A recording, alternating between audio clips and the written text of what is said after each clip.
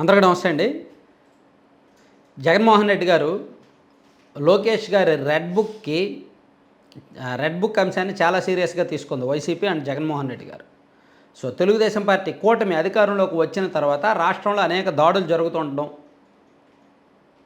లోకేష్ గారి red book ఫ్లెక్సీలు అక్కడక్కడ ఉండడం, దాన్ని వైసీపీ సీరియస్గా తీసుకుంది. జగన్మోహన్ రెడ్డి గారు కూడా నేషనల్ మీడియాలో ఇంటర్వ్యూలో కూడా ఈ రెడ్ బుక్ అంశాన్ని ప్రస్తావించారు. ఢిల్లీలో తన ధర్నాలో కూడా ఈ రెడ్ బుక్ అంశాన్ని ప్రస్తావించారు. ఒకప్పుడు లోకేష్ గారి పేరు చెప్పడానికి కూడా ఇష్టపడిన జగన్మోహన్ రెడ్డి గారు లోకేష్ గారి రెడ్ బుక్ అంశాన్ని జాతీయ స్థాయిలో ప్రచారం కల్పించారు. సో దీంతో లోకేష్ గారి రెడ్ బుక్ ఏంటని చెప్పి నేషనల్ వైడ్ ఒక ప్రచారం అయితే జరిగింది. ఈవెన్ ఈరోజు ప్రెస్ మీట్లో కూడా లోకేష్ గారి రెడ్ బుక్ అంశాన్ని జగన్మోహన్ రెడ్డి గారు చాలా సీరియస్గా పరిగణించారు. అయితే దాని మీద లోకేష్ గారు స్పందించారు. యాక్చువల్లీ నేను రెడ్ బుక్ని ఇంకా తెరవలేదు అని చెప్పారు. రెడ్ బుక్ని మేము ఇంకా తెరవలేదు, తెరవకముందే మీరు ఇంత కంగారు పడుతున్నారేంటి? అయినా నేను ఇప్పుడు మళ్ళీ చెప్తున్నా, రెడ్ బుక్లో ఉన్న ప్రతి ఒక్కరికి కూడా చట్ట ప్రకారం శిక్షిస్తాం. ఏ ఒక్కరిని కూడా వదిలిపెట్టే ప్రసక్తే లేదు. రెడ్ బుక్లో పేర్లు రాసుకున్నాను, అంశాలు రాసుకున్నాను, సబ్జెక్టులు రాసుకున్నాను. అందులో ఉన్న ప్రతి ఒక్కరిని కూడా మేము శిక్షిస్తాం. చట్ట ప్రకారం మాత్రమే శిక్షిస్తాం. చట్టాన్ని దాటి చట్టాన్ని చేతుల్లోకి తీసుకొని వ్యక్తిగతంగా ఎవరి జోలికి వెళ్ళాం, చట్ట ప్రకారమే వెళ్తాం అని లోకేష్ గారు మరోసారి చెప్పారు. అంటే దీన్ని బట్టి ఏం జరుగుతోంది? వైసీపీ వాళ్ళేమో ఇప్పుడు వరకు జరుగుతున్న దాడులకు రెడ్ బుక్ కారణం, రెడ్ బుక్లో పేర్లు రాసుకొని చేస్తున్నారంటారు. లోకేష్ గారేమో రెడ్ బుక్ అనేది సబ్జెక్టే కాదు, అది నేను ఇంకా తెరవలేదు, అది తెరవకముందే మీరు అంత కంగారు పడుతున్నారు అంటున్నారు. సో అంటే రెడ్ బుక్ ఓపెన్ చేస్తే ఇంకా క్రైమ్స్ జరుగుతాయని అర్థం, లేదా పోలీసులు కొంచెం సీరియస్గా ఎఫర్ట్స్ పెట్టి పనిచేస్తారని అర్థం. యాక్చువల్లీ లోకేష్ గారు రెడ్ బుక్లో ఏముంటాయి పేర్లు? పొలిటికల్గా చూసుకుంటే ఒక 10 మంది పేర్లు ఉంటాయి. వైఎస్ఆర్ కాంగ్రెస్ పార్టీలో కీలకంగా వ్యవహరించి తెలుగుదేశం పార్టీ క్యాడర్ని బాగా ఇబ్బంది పెట్టిన, లేదా చంద్రబాబు గారినో భువనేశ్వర్ గారినో లోకేష్ గారినో వ్యక్తిగతంగా బాగా టార్గెటెడ్గా మాట్లాడిన వంశీ గారు, కొడాలి నాని గారు, పొంగనూరు, అలాగే పిన్నెల్లి గారు, ఇటువంటి వాళ్ళ పేర్లు ఉంటాయి పొలిటికల్గా. ఐఏఎస్ ఆఫీసర్లలో కొంతమంది పేర్లు, ధనంజయ రెడ్డి గారు, జవహర్ రెడ్డి గారు, ఇటువంటి పేర్లు ఉంటాయి.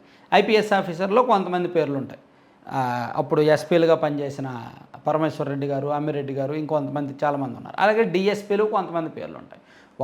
ఓవరాల్గా ఒక 50-60 మంది పేర్లు అయితే ఉంటాయి రెడ్ బుక్లో అనేది లోకేష్ గారి సన్నిహితులు టీడీపీలో కొంతమంది చెప్తున్న మాట. యాక్చువల్లీ ఐఏఎస్లు ఐపీఎస్లో కొంతమందికి పోస్టింగ్లు ఇచ్చారు, కొంతమందికి పోస్టింగ్లు ఇవ్వలేదు, స్టిల్ వెయిటింగ్లో ఉంచారు. ప్రజాప్రతినిధుల్లో చూసుకుంటే పిన్నెల్లి రామకృష్ణారెడ్డి గారు ఆల్రెడీ అరెస్ట్ అయ్యారు. వల్లభనేని వంశీ గారు అంత యాక్టివ్గా లేరు, ఎక్కడున్నారో తెలియదు. కొడాలి నాని గారు ఏదైనా చేసుకోండి అనేటట్టు ధీమాగా ఉన్నారు.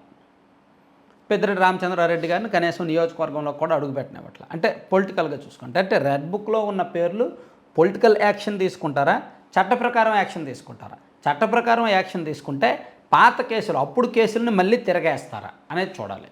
ఇక్కడ ఒక ట్విస్ట్ ఏంటంటే, ఇప్పుడు ప్రస్తుతం కృష్ణా జిల్లా ఎస్పీగా ఉన్న గంగాధర్ గారు గతంలో ఉమ్మడి చిత్తూరు అన్నమయ్య జిల్లా ఎస్పీగా ఉన్నారు అనుకుంటా గతంలో. అప్పుడు పెద్దిరెడ్డి గారు చెప్పిన మాట వినేవాళ్ళు అనేది అన్నారు. నిన్న టీడీపీ ఎమ్మెల్యేలు లాబీల్లో చర్చల్లో కూడా ఈ ఎస్పీ గారి గురించే మాట్లాడారు. ఆయన ఇప్పుడు కృష్ణా జిల్లా ఎస్పీగా ఉంటూ కొడాలి నాని గారికి సంబంధించి కొడాలి నాని గారితో టచ్లో ఉన్నారనేది వెనుగల రాము గారు ఆరోపణ.